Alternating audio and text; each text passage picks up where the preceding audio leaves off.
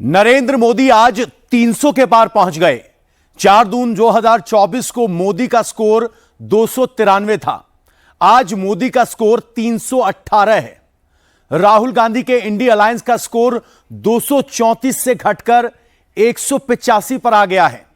यह तो अभी शुरुआत है।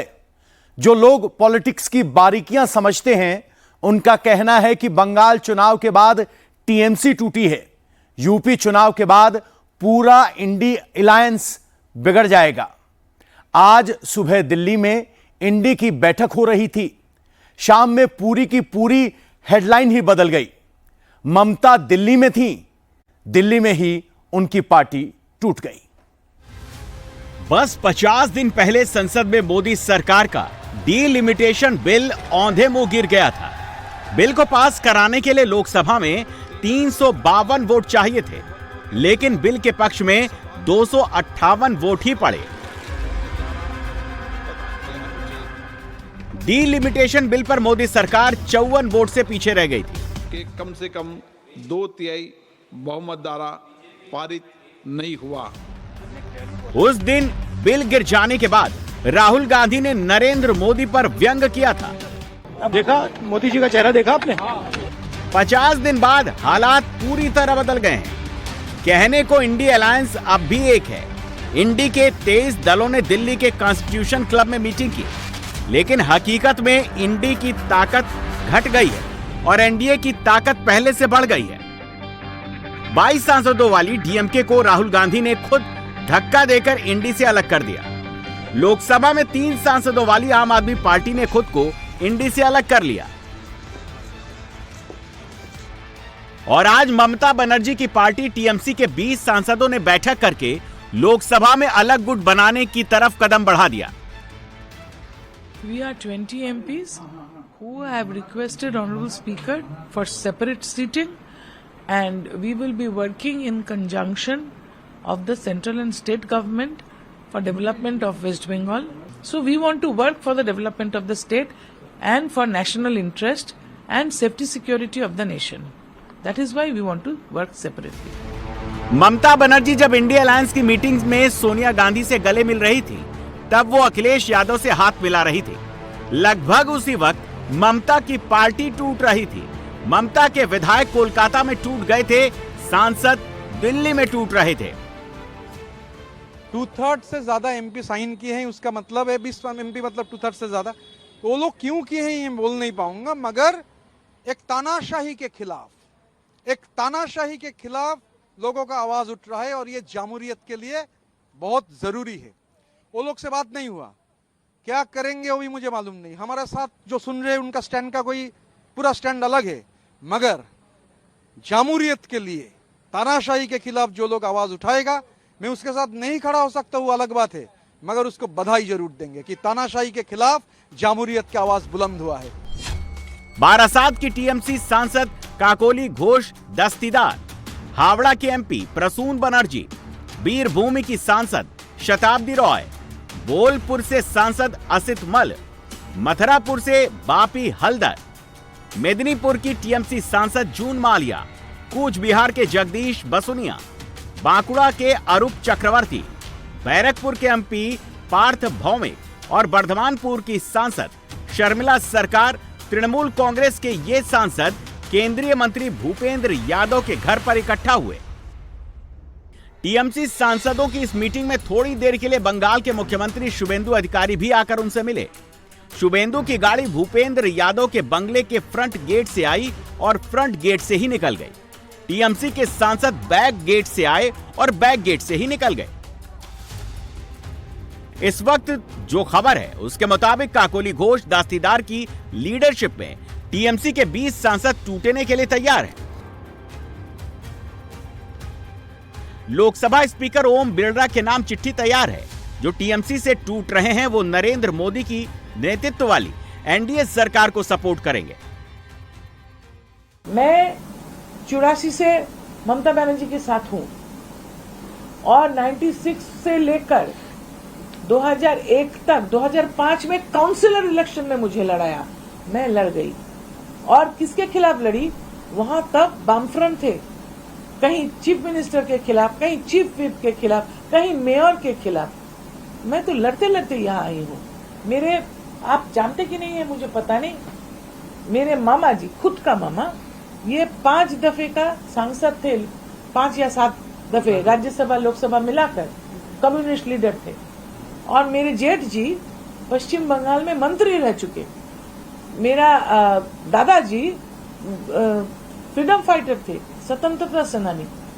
मेरा पिताजी भी लड़ते लड़ते मरे। मैं उस फैमिली से हूँ। मेरा सर कटेगा लेकिन झुकेगा नहीं। मैं बहुत सह लिया। ऐसा जो विश्वासघात बोलता है उनको ये याद रखना चाहिए कि मैं 2011 में ममता बनर्जी मुख्यमंत्री बनने का बाद यहाँ नहीं आई। मैं 40 साल से यहाँ लड़ रही हूँ। टीएमसी के पास लोकसभा में 28 सांसद हैं और इन्हें अलग गुट बनाने के लिए 2/3 यानी 19 सांसद की जरूरत है। जैसे ही टीएमसी के बागी सांसदों का आंकड़ा 19 से बढ़ा, सब कुछ खुल्लम खुल्ला होने लगा। मैं भाजपा को ब्लेम नहीं करूंगा। ये जो लोग अभी जाने का जिसको मन कर रहा है, दीदी से जो विश्वासघात कर रहा है, उसका चिप पॉलिटिक्स है। एक ये है, दूसरा है हमारा लीडरशिप। तो कौन किसको, वो लोग को तो अभी सोचना पड़ेगा कैसे पार्टी किस तरह से चला, कौन लोगों को उन्होंने बड़ा बड़ा पोजीशन दे दिया। लीडरशिप को देखना पड़ेगा। तो कैसे आप लोग दल चलाया। एमपी लोग 20 एमपी अगर वो शिफ्ट करता है या डिसिडेंट हो जाता है, ये तो छोटा सा बात नहीं है। तो इतना बड़ा बड़ा हमारा जो दीदी जिसका ऊपर पूरा नेशनल पॉलिटिक्स छोड़ रखा था, वो लोग क्या कर रहा था। कुछ लोग भाजपा से चुपी चुपी बात कर रहा था, तो यह क्या खबर नहीं था उसका। तो कैसे वो पार्टी चलाया। आज इसका ये रिस्पॉन्सिबिलिटी किसका है। सिर्फ भाजपा को ब्लेम करके नहीं चलेगा। भाजपा तो करेगा ही। ममता बनर्जी की पार्टी 3 टुकड़ों में टूट रही है। एक टुकड़ा ममता बनर्जी के पास है, दूसरा टुकड़ा काकोली घोष दास्तीदार के पास है और तीसरा टुकड़ा बंगाल में ऋतुव्रत बनर्जी के हाथ में है। ममता इंडिया अलायंस की पॉलिटिक्स करेंगी, काकोली घोष एनडीए के साथ जाएंगी और ऋतुव्रत बनर्जी बंगाल में अलग सियासत करेंगे। डिक्टेटरशिप चलता नहीं है। पूरी दुनिया का पैमाने में, हर युग में, हर सेंचुरी में, हर दशक में ये साबित हो चुका है डिक्टेटरशिप चलता नहीं है। वाइस प्रेसिडेंट इलेक्शन में जो वोट नहीं देने का फैसला हुआ, वो तो असल में बीजेपी को मदद करना था। तो ये सब अगर करना है तो ओपनली बोलिए। हम लोग भी बोले, सरकार जो अच्छा करेगा बोलेंगे, मगर जो बुरा करेगा उसके खिलाफ बोलेंगे जमकर। तो पोजीशन क्लियर रखिए, ऐसे बीच में मत रहिए। एक स्टैंड लेना जरूरी है। दावा तो यहां तक है कि अगर बीजेपी के आला नेतृत्व ने हरी झंडी दे दी तो ममता बनर्जी और अखिलेश बनर्जी से अलग हुए सांसद बीजेपी में शामिल भी हो सकते हैं।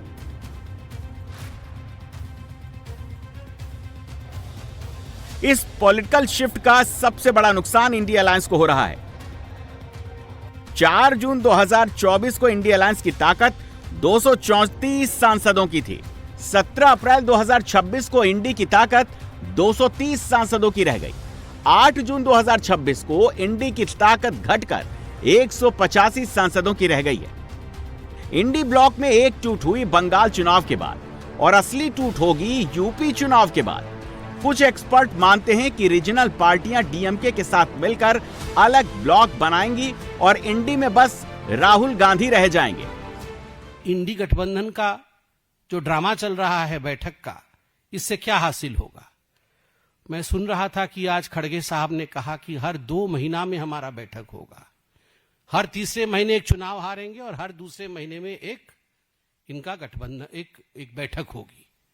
राहुल गांधी जी शतक लगाया है उन्होंने चुनाव हारने में। शतक लगाकर आज ऐसे मुस्कुरा रहे थे जैसे बहुत बड़ा दुर्ग फतह करके आए। पार्लियामेंट में नरेंद्र मोदी की ताकत बढ़ती जा रही है। बिना किसी चुनाव के लोकसभा में एनडीए 300 पार दिख रहा है। तथा कथित इंडिया अलायंस की इसका एक ही एजेंडा है, मोदी को हटाना है। और आज ही बैठे हुए अगल बगल में ऐसे सोनिया जी और ममता जी गले मिल रही थी जैसे पता नहीं कुंभ की मेले में बिछड़ी हुई बहनें हो। यहां कॉन्स्टिट्यूशन क्लब में ऐसे फूल का गुच्छा पकड़ा के ऐसे बैठे हुए हैं जैसे जन्म जन्म का संबंध है, मगर चुनाव आते ही दूध का दूध और पानी का पानी हो जाता है। इनका ड्राइंग रूम एक है, ड्राइंग रूम एक है, मगर चुनाव का अखाड़ा सबका अलग अलग है। मतलब मीटिंग एक जगह होगी और ड्राइंग रूम से निकलने के बाद चुनाव का अखाड़ा सबका अलग अलग है, सब जाके वहां एक दूसरे को कोसेंगे। सियासत की गाड़ी 26 के स्टेशन से छूट चुकी है। अगला स्टॉपेज 27 या 28 नहीं, अगला स्टॉपेज 29 का है। 29 के लिए पूरा स्टेज सेट कर दिया गया है। 29 के लिए नरेंद्र मोदी ने जो सोचा है वो सब होगा। अब पूरी संभावना है कि इसी साल डीलिमिटेशन बिल दोबारा आएगा। पार्लियामेंट का नया नंबर गेम बता रहा है कि डीलिमिटेशन बिल संसद में पास भी होगा। तृणमूल कांग्रेस के टूटने और 20 सांसदों के एनडीए को सपोर्ट देने के बाद एनडीए का नंबर 298 से बढ़कर 318 हो चुका है। लोकसभा की स्ट्रेंथ के हिसाब से 2/3 के लिए 362 सांसद चाहिए। एनडीए अब 2/3 बहुमत से 44 सांसद दूर है। डीएमके के एनडीए में आने की चर्चा है। अगर यह हो गया तो एनडीए 2/3 के और करीब पहुंच जाएगा। आज ही दिन में इंडी अलायंस की मीटिंग हुई और आज ही शाम होते होते पॉलिटिकल हेडलाइन बदल गई। ममता बनर्जी की पार्टी को उसी दिन तोड़ा गया जिस दिन ममता दिल्ली में थी। जब ममता कोलकाता में थी तो कोलकाता में टीएमसी विधायक दल को तोड़ा गया था, और जब ममता दिल्ली में थी तब दिल्ली में टीएमसी की पार्लियामेंट्री पार्टी को तोड़ा गया। पॉलिटिक्स में ऑप्टिक्स का बहुत महत्व होता है। बीजेपी उस ऑप्टिक्स को कंट्रोल कर रही है और सामने आकर उसे कुछ करना भी नहीं पड़ रहा है। ममता बनर्जी की पार्टी अपने बोझ से खुद ही टूट रही है। टीएमसी के बहरामपुर सांसद यूसुफ पठान तक बागी हो गए हैं। ममता की करीबी सांसद महुआ मोइत्रा ने यूसुफ पठान के गुजरात से दिल्ली आने का खुलासा करके हड़कंप मचा दिया। काकोली लीड कर रहे हैं वो तो समझ में आ गया। उन्होंने रेजिग्नेशन भी दे दिया। टेक्निकली अगर एक्सेप्ट कर लेती है चेयरपर्सन तो वो नहीं रही मेंबर पार्लियामेंट। आज वो कह रही है कि मैं चीफ विप हूं क्योंकि मुझे बनाया गया था। पिछले महीने ही मैंने ट्वीट किया है, अभी पिछले महीने ही 14 मई को जो हमारी बैठक हुई थी उसमें कहा गया था कि अब स्थिति ऐसी है कि कल्याण बनर्जी को थोड़ा एक एग्रेसिव आदमी है, चीफ विप बनाएंगे। उन्होंने चिट्ठी देकर के स्पीकर को इन्फॉर्म कर दिया। तो काकोली कहां से है चीफ विप? और ये लोग इतना ही उसमें है, तृणमूल के ही सिंबल पे तो जीत के आए हैं ना। जाए लड़े बीजेपी से। इनको इतनी समस्या थी, हम हार गए तो इनको समस्या हो गई तो जहाज छोड़ के भाग रहे हैं लोग। पहले क्यों नहीं बोला तुमने इलेक्शन से पहले? तब तो सब कुछ ठीक था। लोकसभा में ममता बनर्जी की पार्टी सिंगल डिजिट में आ चुकी है। 2 सांसदों को छोड़कर ममता के साथ पब्लिकली कोई नहीं दिखना चाहता। लोकसभा में एनडीए की ताकत बढ़ चुकी है। राज्यसभा में भी खेला शुरू हो चुका है। ममता बनर्जी की पार्टी के राज्यसभा सदस्य सुखेंदु रॉय ने इस्तीफा दे दिया। टीएमसी की दूसरी राज्यसभा सांसद कोयल मलिक के बारे में भी यही चर्चा है। कोयल मलिक बागियों की मीटिंग में भी पहुंची और इनकी सीटों पर उपचुनाव होगा। बीजेपी के सपोर्ट से वो फिर राज्यसभा पहुंचेंगे। राज्यसभा में जो तरीका बीजेडी की ताकत कम करने के लिए खोजा गया था, उसी तरीके से टीएमसी की शक्ति कम की जा रही है। जनता इतना खपा क्यों हो गए? इसके लिए कोई भी पोस्टमार्टम पार्टी का अंदर नहीं हुआ। पिछले 15 साल जब सत्ता में जो लोग थे, कोई मंत्री, कोई पंचायत के लीडर, कोई काउंसिलर, कोई मेयर वगैरह वगैरह, तो ये लोग के आसपास जाना मुश्किल था। उन लोगों का पैर धरती पे नहीं था। करोड़ रुपया लूट हुआ। इसलिए मैंने मांग कर रहा हूं। अभी तो मैं आम जानता हूं, मैं मांग कर सकता हूं नई सरकार के पास कि जो पिछले 5 सालों में, मैं ज्यादा समय नहीं बोलता, उस पिछले 5 साल में बंगाल के हर एक अस्पताल में जो सामान खरीदा गया, जैसे कि इंजेक्शन, सलाइन, दवाइयाँ, किससे खरीदा गया, कौन कंपनी से खरीदा गया, इसका टेंडर हुआ था कि नहीं हुआ था, कितने पैसे में खरीदा गया, और इसका क्वालिटी जांच हुआ था कि नहीं हुआ था, इस बारे में फोरेंसिक ऑडिट होना चाहिए। इसी महीने 18 तारीख को 10 राज्यों की 24 सीटों पर राज्यसभा चुनाव होने जा रहे हैं। जो हालत बन रहे हैं उससे बीजेपी और एनडीए की ताकत बढ़नी तय है। झारखंड में राज्यसभा की 2 ही सीटें हैं और उम्मीदवार 3 हैं। जीएमएम ने बैद्यनाथ राम को उतारा है, कांग्रेस ने प्रणव झा को उतारा है। पर्चा भरने के आखिरी दिन बीजेपी ने उम्मीदवार बदला। गौरव वल्लभ की जगह निर्दलीय परिमल नाथवानी को सपोर्ट देने का ऐलान कर दिया। परिमल नाथवानी 2 बार झारखंड से राज्यसभा सांसद रह चुके हैं। वो तीसरी बार भी होपफुल हैं। स्वाभाविक है कि हमारे पास एनडीए गठबंधन के पास 24 एमएलए है, जीतने के लिए 28 चाहिए। फिर अंततोगत्वा हम सब ने तय किया जब हमारे पास नहीं है तो हम निर्दलीय को हम समर्थन करें। और परिमल नाथवानी जी जो कि टेस्टेड है, यहाँ पर 2 बार वो एमपी रहे हैं, अब कहां से आएगा, तो वो नहीं निर्दलीय, वो अपना लड़ रहे हैं, वो बात करेंगे ना। झारखंड में राज्यसभा चुनाव जीतने के लिए 28 वोट चाहिए। इंडिया अलायंस के पास 56 विधायक हैं, यानी 56 वोट। बीजेपी के खाते में 24 विधायक हैं, यानी 24 वोट। परिमल नाथवानी को जीतने के लिए 4 एक्स्ट्रा वोट चाहिए। जेएमएम और कांग्रेस विधायकों की क्रॉस वोटिंग के इतिहास को देखते हुए यह मुश्किल नहीं लगता। मध्य प्रदेश का राज्यसभा चुनाव भी दिलचस्प हो गया है। एसपी में बीजेपी की 2 सीट पक्की है, कांग्रेस की 1 सीट पक्की है।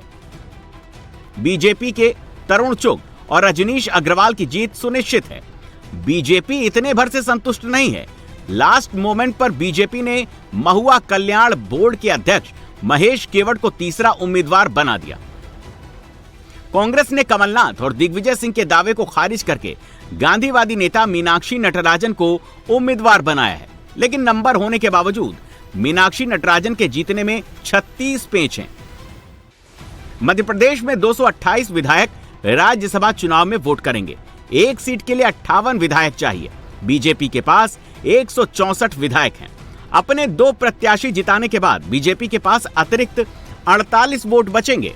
तीसरे उम्मीदवार को जिताने के लिए बीजेपी को 10 अतिरिक्त वोटों की जरूरत है।